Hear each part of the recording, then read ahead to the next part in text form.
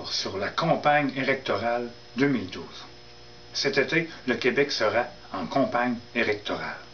Le peuple québécois, c'est-à-dire tous les mitoyens de 18 ans et plus, qu'ils soient de Chousse, de Racine, originaires de la Frisque, de l'Euro ou émergents de la Pine ou du Papon, seront donc attelés aux urnes pour exécrer leur droit de vote, et ce, dans chacune des 125 circoncisions électorales de la province. Le droit de vote est impotent. Des générations entières ont courbattu pendant des cycles et des cycles pour que nous acquérissions ce florilège qui nous donne l'opportunité de remplir notre drôle de mitoyen en votant pour celui qu'on aimerait que tout le monde vote pour, parmi tous les partis prolifiques qui se disputent la défaite. Le parti qui forme le magouillement actuel, le PLSQ, tentera de se faire réélecter pour un 4e mandat constipatif. Son chef, Jean Jarret, étant confiant de récolter la pluie des électeurs qui votent pour la fuite des choses.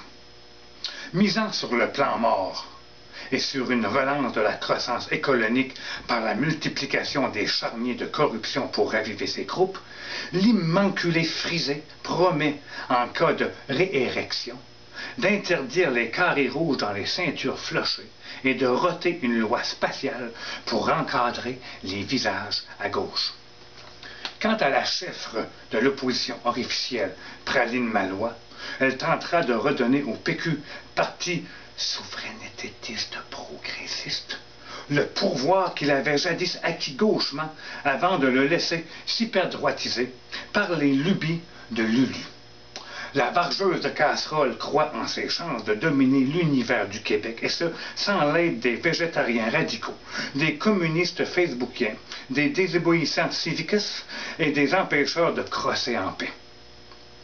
Un nouveau parti, la CRAQ, fusion de la défunte IDQ de Barjot-Ducon avec quelque chose, fait son apparition à la droite du chéquier prolifique du Québec. La CRAQ, personnifiée par France Roy-Legault, entend prendre les affaires en main pour stimuler la croissance économique et promet d'épurer le TETA en remerciant beaucoup de millions de dysfonctionnaires trop syndiqueux, tout en rabolissant la fumure de drogue au cégep.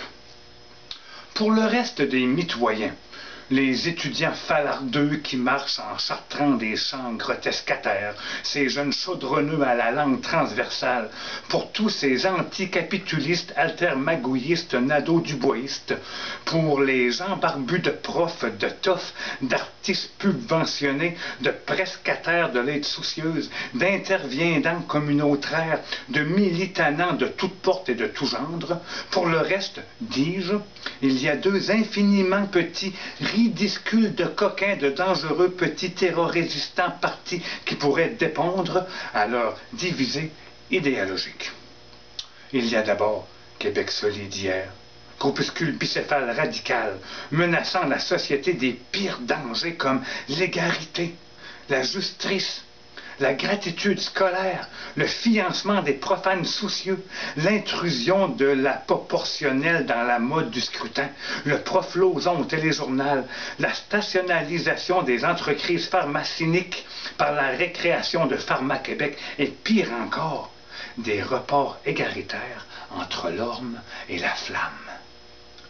Ces porte-paroles, Admire Kader et Framboise David, ont l'espoir de parvenir à envahir une dizaine de circoncisions et menacent de procéder à une réforme agraire hystérique. Finalement, il y a l'option stationnale, qui prône un excès rapide à la souveraineté. Son chef, Jean Dujardin-Haussant, propose une série de démesures de nature social-démocrite, ce qui met beaucoup d'impression sur les épautres des progressistes du PQ.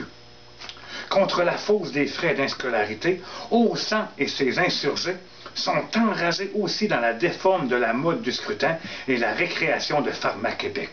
Ils expirent également à stationnaliser le vecteur de l'énergie et à nous rapproprier nos ressources naturelles.